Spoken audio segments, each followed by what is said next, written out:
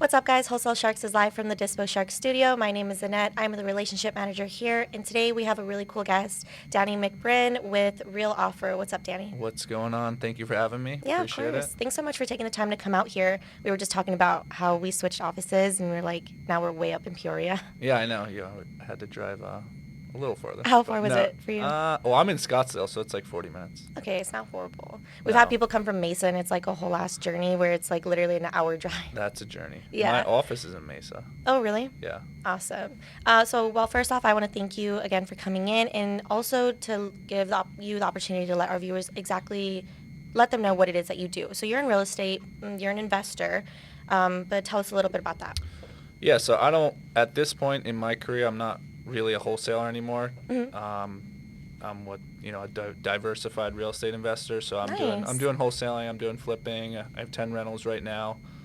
So I'm kind of at the level now where I'll take different exit strategies or go down different avenues to maximize profits, make the most money I can in the least amount of time, as opposed to when I just first started out, I was just doing wholesaling and kind of on the more hamster wheel of one exit strategy, Right. one way to do things and one way to make profits. So I'm to a point now where however I can make the most money on something, that's exactly the avenue that I'm going to take. And that's amazing. I mean, everybody should have that mentality, right, to Right. really maximize on any sort of deal.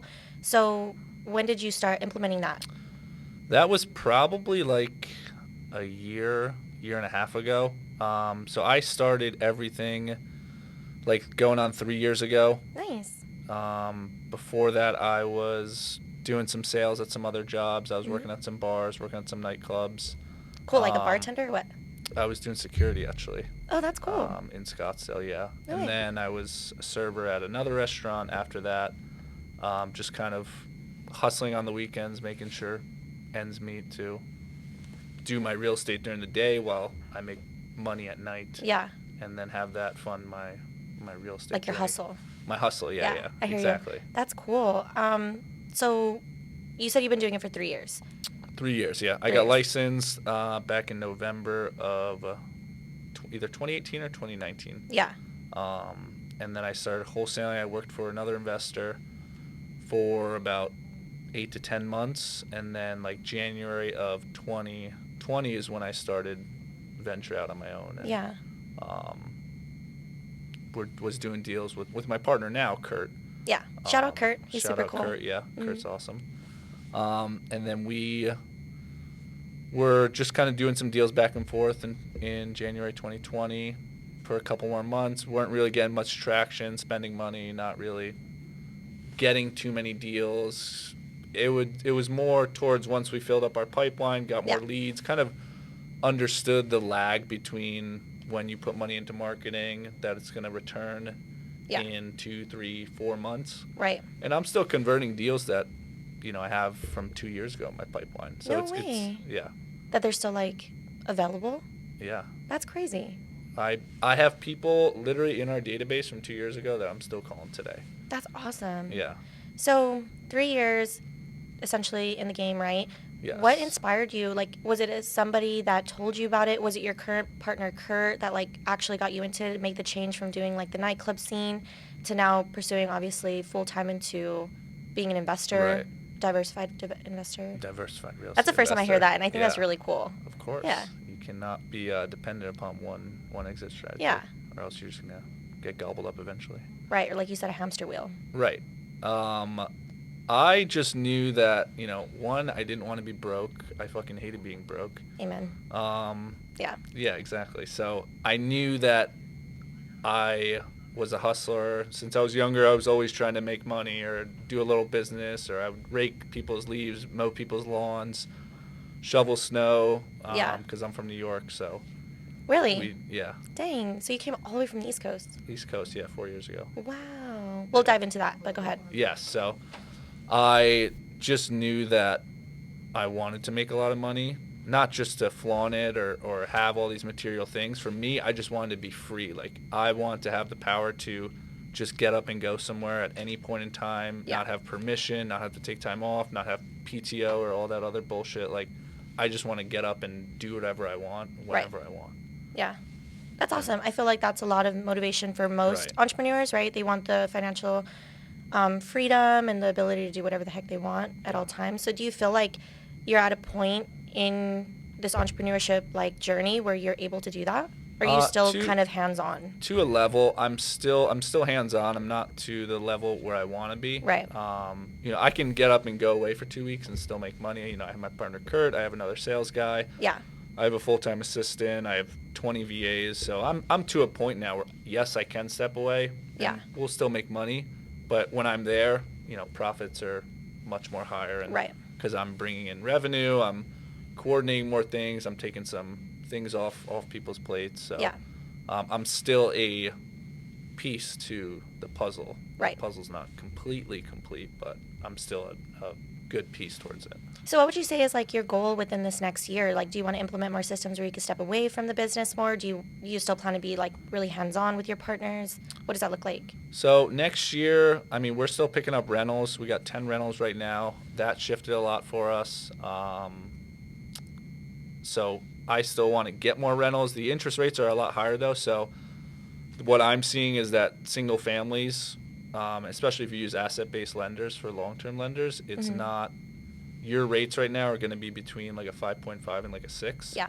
So, and you don't want to go Fannie Mae or Freddie Mac and get things on your personal credit report or go through the heavy underwriting. You want to buy things with ideally hard money, refinance out with an asset-based lender at a higher interest rate. And those are all business loans. Those are loans to our business. Those are not loans to Daniel McBritton. They're loans to my entity. Right. So when I go and get a primary house this year, I'm not like getting underwritten like, hey, you have all these other loans, we can't approve you. All those loans are business based. So for this year, we're actually getting a multifamily campaign. So nice. I want to start targeting some bigger deals, take some things down. Because at the end of the day, it's the same concept. You're going direct to seller. You're just dealing with more units at one geographical location, so your contractors are in one place. Your materials are going to one place, so it makes the process a lot more streamlined. Yeah. And you're taking down more units in one place. That's awesome. That's really cool. I know that there's a lot of talk about multifamily lately. Like it's definitely like the thing to start getting into. Yeah. So that's really cool. I hope that all works out for you within this next year. Yeah. And that on the single family side, I am looking for another salesperson. So hey, if somebody is possibly looking for some work, I swear we have full medical, dental, vision. So no way. Yeah. That's super cool. So I am looking for one more salesperson. And ideally that will take a lot off my plate. Yeah. But I want to be to the point probably by within the next year or two to where I can step away and profits are still completely fine, if not rising. Yeah. That's my goal. So a couple other key people that I can put in some seats, then I know that we'll be at that level. Yeah, that's super cool. So you just mentioned that you're originally from New York, so East Coast boy. And then yes. you made the change 4 years ago to come all the way over here to Arizona. Yeah. Why was that? Like, is there a reason? Because I feel like that's such a culture shock. It is. Yeah. Yeah. What the heck? Yeah, I got out here in March, and then the first summer I was like, this is fucking hot as balls. Like, what am I doing here? Like, literally so hot. Yeah. Like, I remember my first summer here, I think it got up to like 128. I know. And you can't, like, there's literally like trash cans melting in the street. Yeah. Yeah. I was melting in the street. Yeah, me too. It was like literally just dead in the street. Yeah. Yeah. So I was working for Enterprise. I was an assistant manager at Enterprise Rent-A-Car in New York, and I connected with a customer who would come in a lot, and he worked for UPS, and he was like, you should look into UPS. Yeah. I think you're a better fit, or, something along those lines. He was kind of recruiting me. Yeah. And he was a cool guy, so I was like, all right, like, let me hear what you have to say. Like, give me an offer. So I went into a training program, and the training program was in Phoenix. So my plan 4 years ago was to come to Phoenix for it was a 1 year where you were an inside sales representative. So you manage a territory. I manage a territory in South California. Based out of Phoenix, you manage it all virtually. Yeah. And I was pretty much a sales guy slash account manager.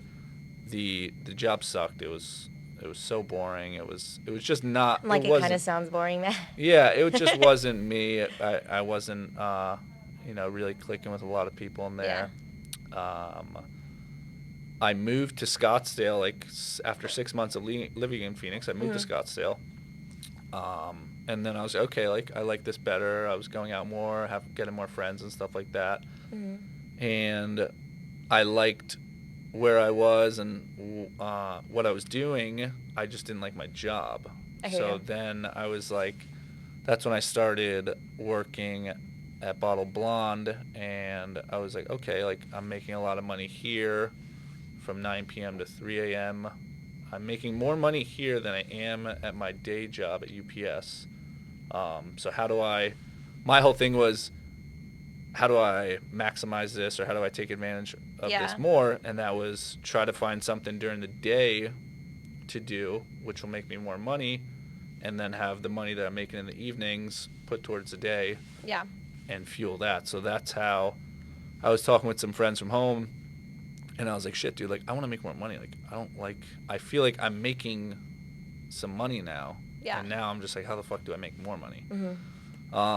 So then we just talked about like real estate, and I was like, okay, like, yeah, I'm just going to do real estate and make a shit ton of money. You're like, which hell yeah, obviously is not the case at all.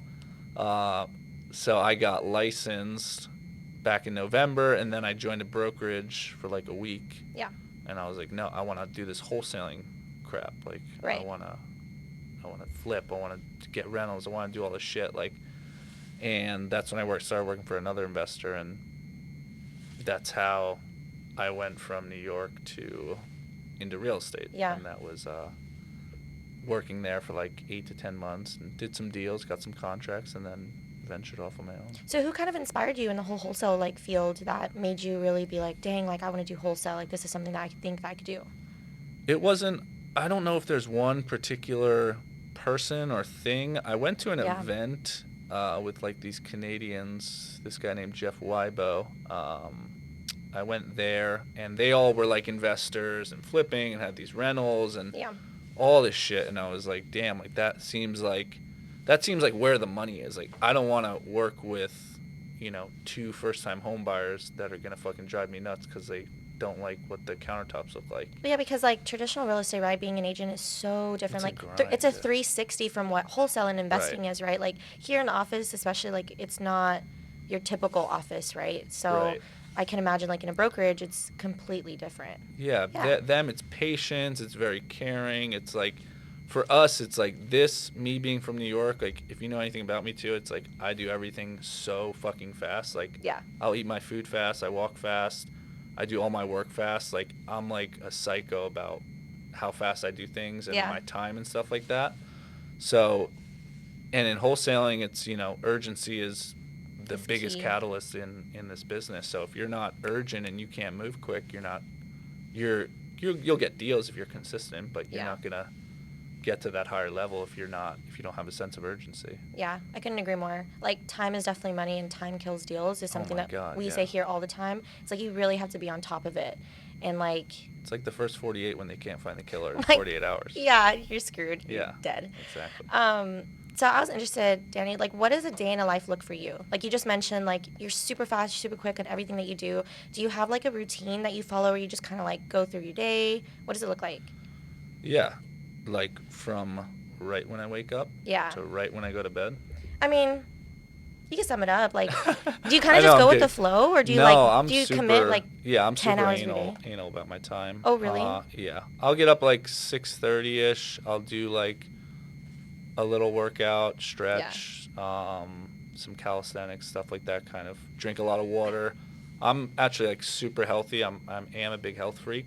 That's cool. And that's why I feel like I'm able to put in the hours and work as much as I do, because I take care of myself so well. Are you a vegan? I'm not a vegan, no. Okay. No. We recently stepped away from being. I love how you look at Chris. He was like the only one that wasn't like doing vegan. Like, here in the office, everybody like really committed to it. But okay. Yeah. There we go, baby. Yeah, but he was the only one that was like, no, hell no, I'm not doing that. Yeah, that's funny. Yeah. So then I'll make myself a protein shake. And then at 8:30 is when I get into the office. Kurt and I'll sit down, pretty much just like this at our conference table. We have an office in Mesa, and that first half hour is just, hey, what shit do we have to get done? Yeah. And the biggest thing with a partnership or anything in general is like, I see so many people on a team, or I see so many like people partnered up, and it's like both of you guys are working on the same thing. Like, that doesn't make sense. Like, why do you have a team, or why do you have a partnership if you're both working on the same thing? Like, when we Right. first started out, we were doing like a bunch of the same tasks and stepping over each other's toes, and it just wasn't like good. So now it's like, I don't really even talk to Kurt like until like the day's over. We talk on the phone, Just like recap maybe. right, we sit down. It's, hey, here's the shit that we have to do. We're closing on this one. We're evicting this tenant. We're refinancing here. You need to sign on this loan, and you come up with a list of shit that has to get done. Yeah. Hey, you do these 5 things. I'll do these 5 things. We'll reconvene in the morning and figure out what other shit has to get done. Nice. So it's a very like divide and conquer mentality, and from there from about 9 to 12 or 9 to 10:30 I'm buttoning some shit up. I'm watching my VA writes up our like blasts out for our emails. I'll get whatever deals that need to be sent out. I'll text it to you guys. I'll text it to a couple other buyers, and that's usually from 9 to about 10. I'll make sure all my ducks are in a row for things that I got to send out. Yeah. And 10 to 10:30 is our VA meeting every morning. You've probably seen that on my Instagram story with the 20 killers. So I'll hop on there. My assistant Kimberly actually does run the meeting, so technically I don't have to be there, but I like to show face and Like be present. yeah, be present, make sure that they know I'm there, and kind of up the motivation, stuff like that. I'll do some spiff money, some bonuses. Hey, you get 2 leads, you get $20 or something like that. Like little incentives. Incentives, yeah. That's really cool. And then from whatever that is, 10:30 to 12, I'll look at my pipeline. I still have a pipeline of leads that I manage. That you're like tackling on him. That like I will yourself. tackle on, yeah. I'll send, if it's absentee owner, or a lot of the times I send my assistant out to meetings. Yeah. So one thing, if you're local in a market too, and this is one of my golden nuggets, is that I would advise because so many people prey by the virtual model, and you got to have a strategic advantage. And ours competitive advantage is that we still go to meetings, we get belly to belly with sellers, and you show up looking clean cut and professional, and that's how we get most of our deals in person. But a lot of times too, I'll send my assistant Kimberly and then have Kimberly FaceTime on her phone, because a lot of sellers are old too and they don't have iPhones. Yeah. So they're able to see me in like my office that I'm working, and it's like, okay, this is legit and professional. Yeah. And then Kimberly's there present with the paperwork, and then I'm closing them over the phone so they can't hang up or squirm away. That's kind So of cool. I've never that's- heard of anybody using like that type of Yeah. strategy. So So you're unique with that. yeah, Do so you I've feel done like- that a lot. Do you feel like you have a bit of an advantage as far as like having that background with your license and like that professional aspect of it? Yeah, I mean, like everyone that's our biggest thing, is that we show up and you look like a professional. Yeah. Like, I know people like will go to meetings in like sweatpants and like all shit like that. It's like, for me, it's like showing up is like 80% of what you have to do. Like, Yeah. you know what I mean? And then there's a couple other little nuances that you gotta implement, and you'll eventually do good. Yeah. Like a blind squirrel can find a nut. Yeah. But like look the part, you know what I mean? Like big look, first impression yeah, type of thing. Look like a professional a little bit. So that is one of our competitive advantages, I would say. And then I'll have lunch. Anyway, back to my routine here. I think we definitely got off on a tangent. We digress a little bit, but anyway, and then I have lunch at around 12 to 1, and then just kind of like buttoning things up. Like I'm to a point now where I'm only doing things that are revenue generating activities. I'm not really bogged down with too much BS That's good. That's so ideal. Most of it's outsourced. So I'm either locking up a deal, I'm looking at deals that are sent to me, Yeah. and that's pretty much, or I'm working on a refinance. I'm trying to find new lenders to partner up with. Yeah. Getting more lines of credit for the business, working on securing higher lines of credit with some other local banks and stuff like that. So I'm just doing things that are producing and getting us to the next level. Yeah. That's awesome. That's really cool that you kind of have a structure to your day, and like you're also really into fitness and you're into your health. So it seems like you're very focused, and obviously that's why you've had such success like within the industry. I know you're closing deals left and right. Like you're awesome. You really like are actually doing it. Yeah. And to that point, I know that Wholesale Sharks has actually, or like Dispo Sharks helped you move a deal, which was quite a big one. So I wanted to shout out Christian. Hey, shout out Christian. Well, I want to hear a little bit about that. Like, how did that deal even come to play? Yeah, so that deal was locked up by my acquisitions guy. So the guy was kind of a lunatic seller, figured. I heard that it was like a bit of a crazy yeah, one. It was just weird and just sketchy. Like, the guy was like, no, you can't go in there. I got tenants. And I'm like, dude, like, you're really going to make me, like, I need to go in and see it and get pictures, because that was our thing. Like, we're just going to market it. And then at that point, we bought it for $116 in El Mirage, a 2-bed, 1-bath, single family. So we were like, fuck it, let's just roll the dice on it. Yeah. And it ended up not being that bad at all. You're like, oh my gosh, this is actually a deal. This isn't that bad at all. The tenants, Mexican family, love Mexicans. Because every time I have dealt with a Mexican tenant, what I've learned about some Mexicans, correct me if I'm wrong, because you are Mexican, right? Yeah, I'm Mexican. That they're very... Everybody in this office is Mexican. It's not like a white crackhead in Mesa where they're going to try to, like, skeeve the system or, like, tell me to fuck off. Like, they're very, like, compliant, and, they always work with me when I have to boot them out. So I ended up giving that guy, like, $300 or something, and I'm sure he was so grateful. Yeah, he was super cool. I mean, he was a hardworking, nice Mexican man. Yeah. That's going to be like the title of this freaking podcast. Hardworking Mexican men. Yeah. I'm weak. I know. It's so funny. But, yeah, we got him out. A big thing, too, it's like getting your properties vacant will always make you more money. 100%. It's just like a golden egg. Right. Yeah. So we took it down, paid cash for $116, and then sent it out. Tried getting like 220. Sometimes we'll do these weird things where it's like, let's try to get 100 like clean. Yeah. So we sent out like 216 or something to try to get 100 clean, but ended up getting it to Christian at like 180. Yeah. And you guys made some meat on there too, which is good. Yeah. And then we made like 62 grand off that.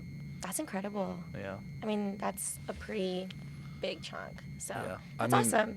February we had a $125K assignment fee. Really? Yeah. That's a big one. That was a big boy. Yeah. We had 106 last year. We've had a lot of big assignment fees. Yeah. I always love talking about it, like, especially on the podcast, because a lot of our viewers, like, are maybe, like, barely getting into wholesaling, or they're wanting more information on it. So when they hear this, they're like, oh, my God, like, the potential is real. Yeah. Like, it really is, and, like, for some people, that's life-changing money, Yeah, so it really is possible, right? And you've only been doing it for, what, 4 years now? 3 years, yeah. Yeah, Just so about 3 years. That's incredible. That's really cool. But for sure, Danny, well, I want to give you this time to close out with any remarks to our viewers. If you want to share where they could possibly find you, or any advice you would like to give to any newbies. A lot of newbies on our channel. Yeah, a lot of followers that are like, oh my God, I want to get into it. It's really not. You just got to kind of like anything. I mean, here's the thing. I'm really good at what I do, and half the time, 60 to 70% of the time, I don't know what the fuck I'm doing. Like, I'm just figuring it out as I go. Yeah. Like, but it's my confidence and how I portray myself to where it's like I'm very trusting, and I do always figure it out. So it's like going to an appointment or going to a seller, it's like I don't know what I'm going to do or how I'm going to close this or this title issue or something, or working with these attorneys or some probate stuff. Like, I don't know what I'm going to do, but I know once the paperwork is signed, I'm going to go to the ends of the earth to figure it out.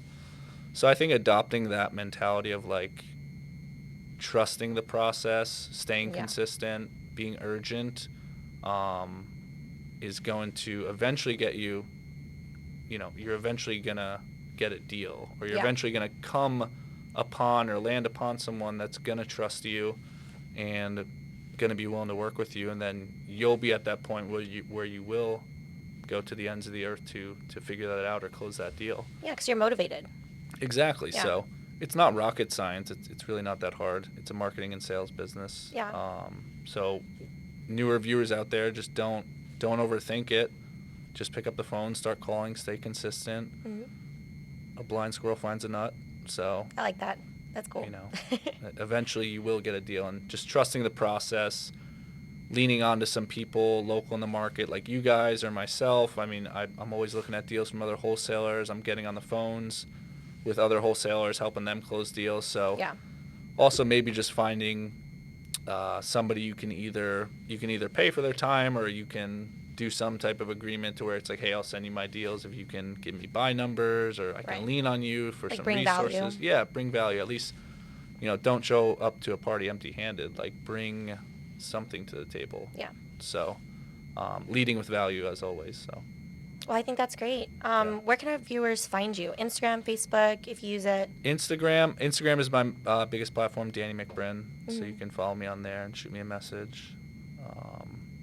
And then follow Wholesale Sharks as well. For sure. Send them thanks. your deals. Yeah. After you send it to me.